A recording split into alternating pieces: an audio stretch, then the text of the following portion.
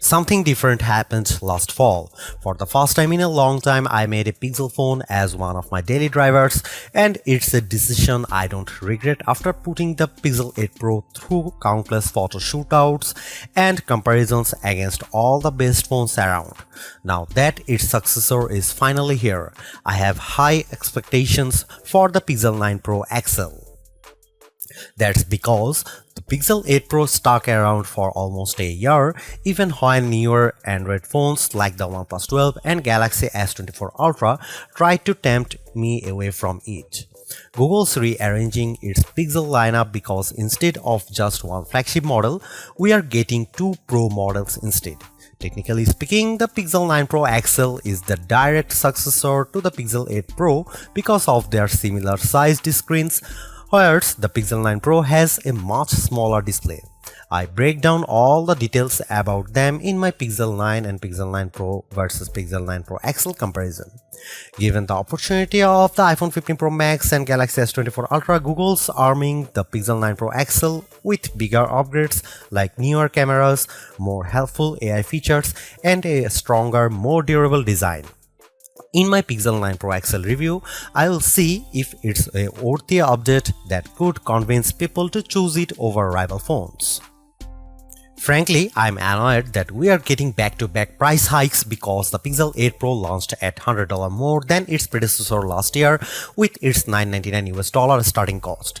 And now with the Pixel 9 Pro XL, it's up by yet another $100 to a starting price of $1,099 in the US. This effectively ends one of the best parts about getting a Pixel phone, their discounted prices. Pixel 9 Pro XL pre-orders are available right now with steep discounts on the flagship phone when you do a trade-in, although it will be available online and select retailers starting on September 4. There's a total of 4 colors at launch: Obsidian, Porcelain, Hazel, and Rose Quartz. I do miss the Bay option for my Pixel 8 Pro, but I do like the Rose Quartz color of my Pixel 9 Pro XL review unit because of its lighter tone. I'm really annoyed that the base starting storage is still 128GB. First and foremost, I love the redesigned camera hump on the back of the phone because it's much more pronounced than ever before. The elongated pill-shaped protrusion in a departure from the edge-to-edge camera bar in past Pixels, but it's exactly what it needs to set it apart from other phone designs. Apart from the camera arrangement, the design of the Pixel 9 Pro XL makes it look eerily similar to the iPhone 14 Pro Max due to the polished metal rims that are now flat as opposed to contoured. I know others may like this change, but it doesn't feel as comfortable to hold as the rounded edges of the Pixel 8 Pro, so it's something I'm just going to need to get used to. Despite this, at least it's still sporting the same matte gloss surfaces as before to give them that always clean, smooth look. Google claims that the design is twice as durable as the Pixel 8 Pro with its IP68 construction, especially with Corning Gorilla Glass Victus 2 protecting its screen. During its Made by Google event, the company made an outrageous claim that Pixel 9 Pro XL 6.8-inch Super Actua display reaches a peak brightness of 3000 nits. I didn't think it was ever going to get close to that in our testing, but I was mistaken. Hands down, the Pixel 9 Pro XL has the brightest screen we have ever tested, reaching a blinding peak of 2469 nits, a substantial improvement over the 1526 nits of the Pixel 8 Pro. And you know what? It shows outside when I play the same 4K HDR clip, with the Pixel 9 Pro XL being noticeably brighter than the Pixel 8 Pro. But it doesn't end there either, because this OLED panel looks marvelous with its rich color tones and wide viewing angles that barely show any distortion when I look at it from an angle. This record-breaking mark is hard to believe, more so when rival phones like Galaxy S24 Ultra tops out at 1326 nits. I'm starting to believe that phone makers are leaning on software more so than the hardware to propel their cameras, and the Pixel 9 Pro XL is proof of this. That's because its triple camera system consists of a 50 megapixel main camera, 48 megapixel ultra wide, and 48 megapixel telephoto with 5x optical zoom.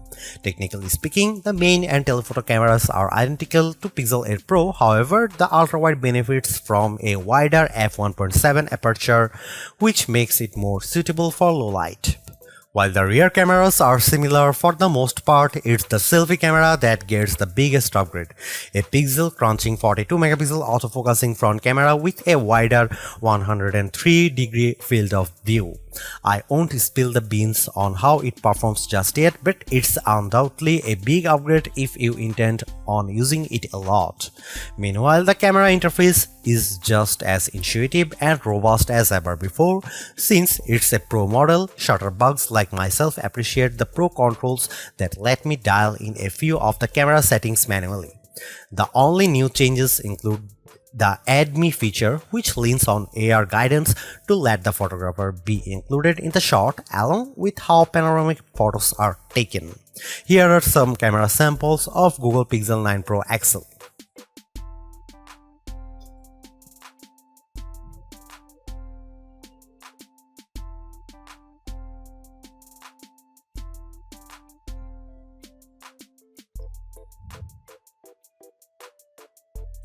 Another reason to choose the Pixel 9 Pro XL is because of its ability to shoot at up to 8K 30 FPS, whereas the previous Pixel 8 Pro caps out at 4K 60 FPS. On one hand, I like the extra utility of 8K recording because it gives me more playing zoom to edit videos by cropping them or adding digital pans or zooms in my video editing software, but you will need a high performance machine to handle them. While there are plenty of shooting modes and settings to adjust with video, like choosing between 24, 30 or 60 FPS, it still lacks full manual controls to get me the look I really want to go after. Here are some video samples of Pixel 9 Pro XL.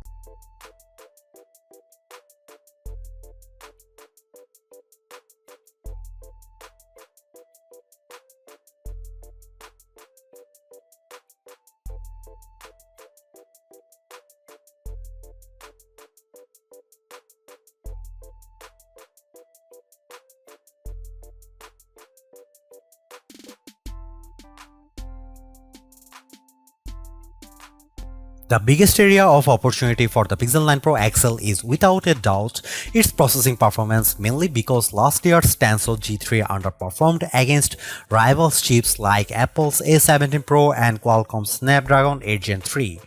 With the Tensor G4 calling the shots, it's an improvement over the Pixel 8 Pro with Geekbench single and multi-core scores averaging at 100, 929 and 4747 respectively. On paper, it beats Pixel 8 Pro's scores of 1699 and 3666, but it trails the performance benchmark results of the iPhone 15 Pro Max and Galaxy S24 Ultra. Despite this, I am happy to report that its performance is buttery smooth and responsive with all the normal functions I do on my phone. I am also pleased by how it manages to keep more apps in memory with its upgraded 16 GB of RAM, which means less refreshing if I am multitasking. Over on the graphics performance side of things, it's a minimal gain running 3D benchmarks while Live Unlimited test to see how its GPU handles. Its 55.63 FPS score in well in line to what I expect out of a flagship device, but it's barely an improvement over the Pixel 8 Pro's 52 FPS score. And compared to the Galaxy S24 Ultra and iPhone 15 Pro Max, the Pixel 9 Pro XL doesn't come close to matching their insane frame rates. But don't let GPU performance tests be the single determining factor, because I loaded up Age of Origins and Modern Comfort without any hitch to either of their performances, even when there's a lot of action happening. The Tensor G4 might not be the speediest piece of silicon on the market, but it's certainly bringing along improved power efficiency.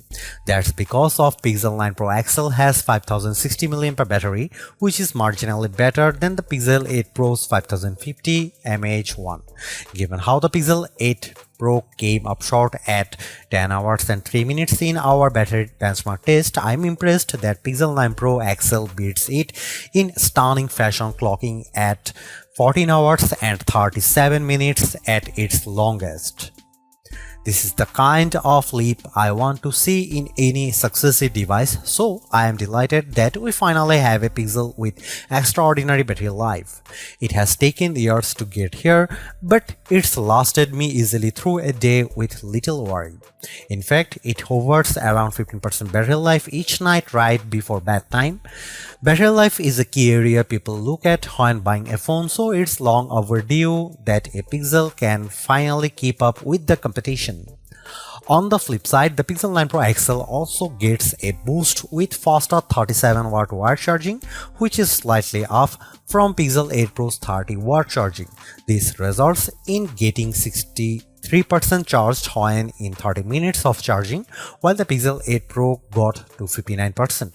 However, wireless charging is still capped at 15W with the use of a second-gen Pixel stand and a slightly slower 12W speed with QI wireless charging. Usually, Pixel devices launch with latest version of Android, but Google's choosing to launch the new Pixel 9 lineup with Android 14 as opposed to Android 15.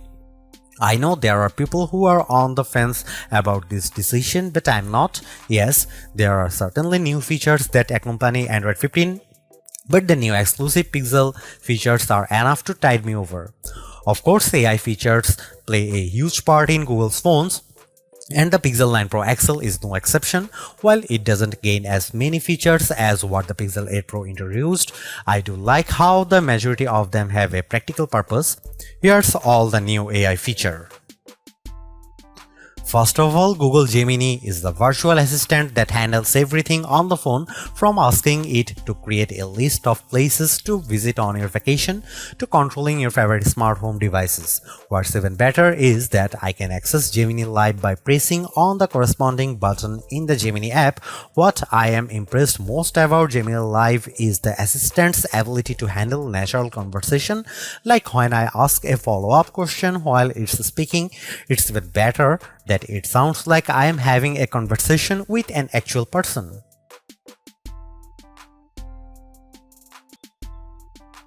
Clearly, there are improvements with the Pixel 9 Pro XL. Apart from its brighter display and longer battery life, everything else about the Pixel 9 Pro XL feels like its modest upgrade at best, which is made tougher due to its $100 price increase. While the new AI features are helpful, I was hoping for bigger improvements around its camera and processing performance.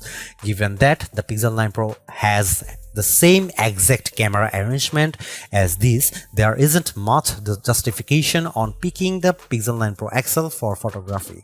And compared to its direct rivals, the Galaxy S24 Ultra and iPhone 15 Pro Max, they definitely cost more but have better performance overall.